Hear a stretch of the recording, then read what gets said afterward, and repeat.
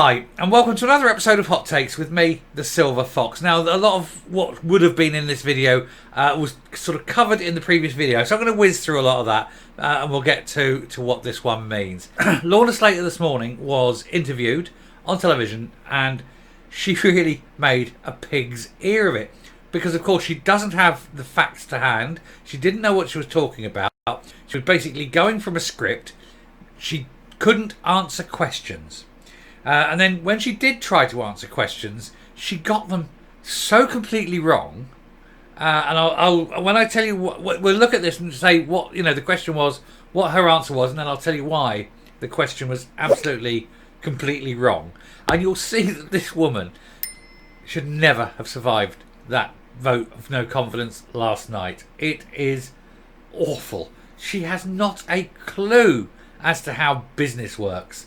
But we'll go in, like I say, the early part of this is basically retreading ground that I've covered. So I'll whiz over that, and then we'll get down into the nitty gritty at the lower part of it.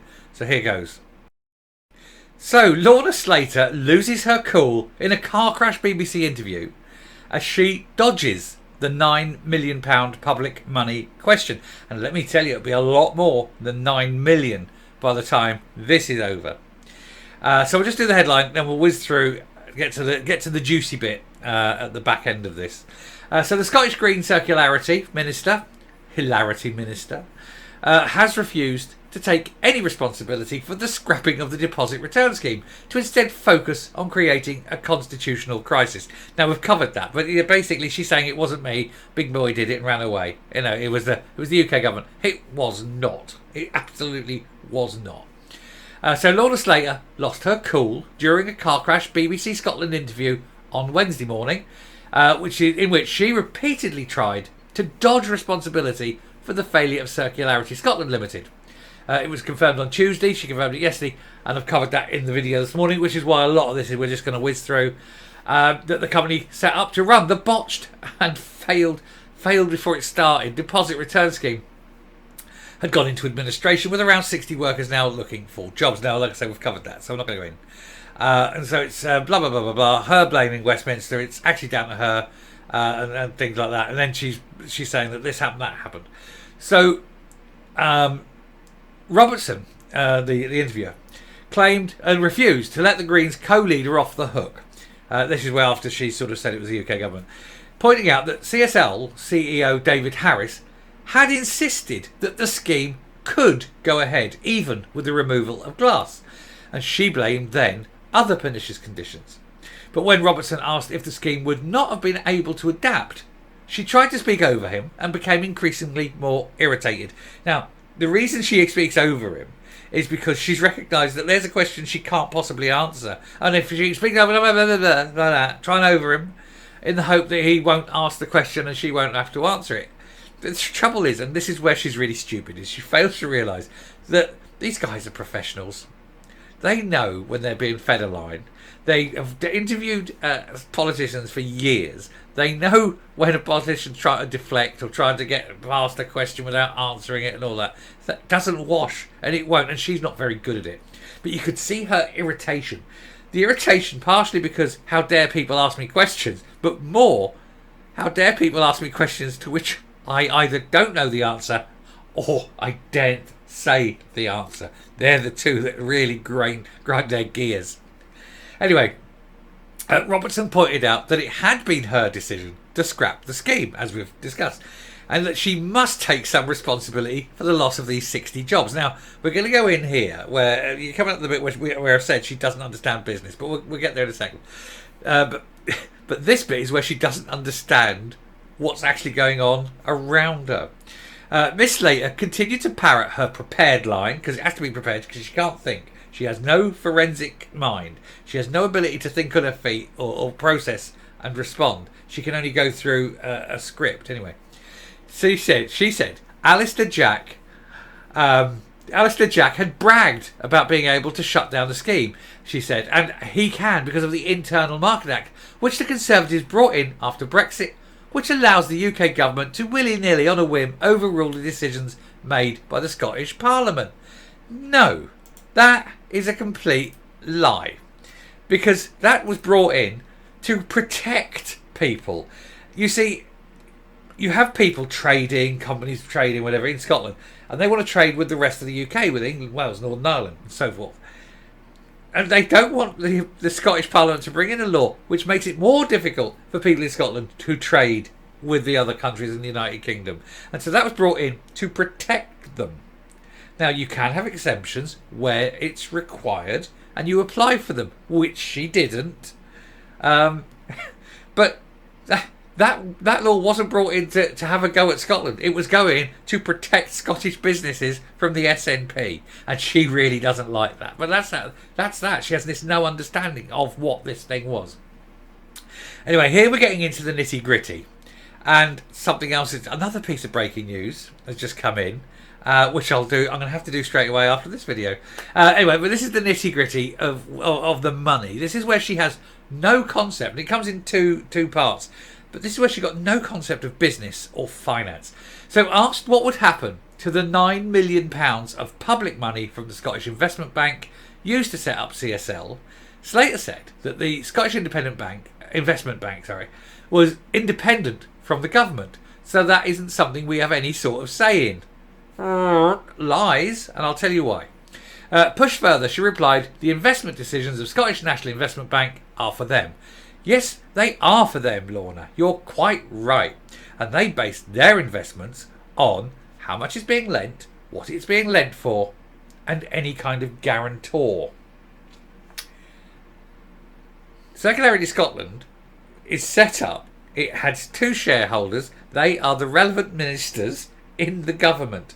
It is a wholly Scottish government-owned business. They've taken out the loan.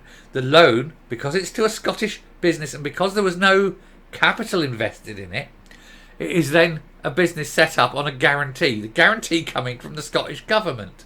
And so the money that the Scottish Investment Bank lent to them, if the company collapses, which it did, because you collapsed it, doesn't mean that liability disappears. Everyone in business and finance knows this. That liability still exists, and it goes up a stage, and it goes back to where the guarantor was. And the guarantor is the Scottish government. And so, yeah, you might be going, oh, it is their business. Yes, it is the bank's business, and they're going to sue you for the money. You stupid bint. Do you not understand the simplest concept of borrowing money? The liability never disappears. It's unbelievable that this woman even thinks like this. How does she not even understand this? How is she put into a position of power without understanding basic business finance? It's unbelievable.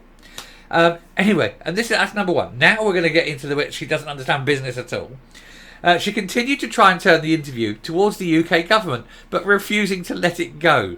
Robertson asked how much money had been lost as a result of the scheme. But she was unable to answer, merely claiming it wouldn't be lost because we do intend to go ahead with the deposit return. Now, she's saying, oh, but all these businesses have invested money. They've lost that money. Oh, no, we're going to go with it. It's 2 years down the line. Now, any money invested now is capital that's used now. But that capital should be there and should be liquid. But they've spent it and put it into hard capital.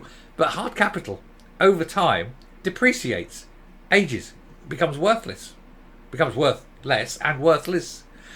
Also, by not having the cash at hand, they can't invest in other things that may come along. This, for two reasons, is a direct cost to businesses. And that gives businesses an absolute and legal authority. They can go ahead and sue for financial damages. She has no concept of this because she's a fuckwit. Miss Slater's handling of the scheme has been widely criticised both within Holyrood and among businesses. Small brewers producers especially raised significant concerns about the scheme, which critics say would have set up an effective trade barrier within the UK market, which is why they were so desperate for that exemption, and which is why they said, no, that's fine, you can have it, but not for glass. And then, right, she's flown it. So, this woman has no concept of finance, has no concept of business, has no concept of accountancy, no concept of law, And they've given her a position of responsibility that involves dealing with companies and finance and law. It's almost as though the lunatics have taken over the asylum. It's unbelievable. She's so stupid. She is absolutely... I stand amazed at how stupid this woman is. I wouldn't honestly believe that people could be this stupid. Not at that level. You know, there are stupid people, of course there are. But nobody gives these people authority. Nobody gives them power. How the hell has she got there? Anyway, I'm going to stop there and come up. Because it is just bonkers, isn't it? Here we go. Now, it isn't just me, is it? She really is stupid. I mean, she goes on to these interviews. She knows she's going on to the interview. You think, well, what sort of question am I likely to be asked? I'll definitely be asked about that. I'll definitely be asked about that. If he gets that, he might know about that. I better just check up something there. And then you say to your aides, if you ask me about this, what do I say? If you ask me about that, what do I say? You prepare. You know you're going on. You prepare. And a good politician has these answers and can do it. And you almost don't notice how good they're doing it when they're deflecting here or providing a slightly more, should we say, self-effacery fact. You know, well, you have to look at it like this. Well, yes, it was a difficult time, but we worked through it. And you see the way that they do it. Consummate skill. It is actually interviewing someone is an absolute art form. Being interviewed is a skill. And that's the difference. But she obviously has no talent at it. They shouldn't let her do it. I'm glad they do. It's fantastic. Anyway, I shall finish there. Thank you very much for watching. If you like what you see in here on the channel, hit the subscribe button, ring the bell, leave a like, leave a comment, please share the video. And until next time, stay safe, stay well, keep watching because the truth will come out. Goodbye.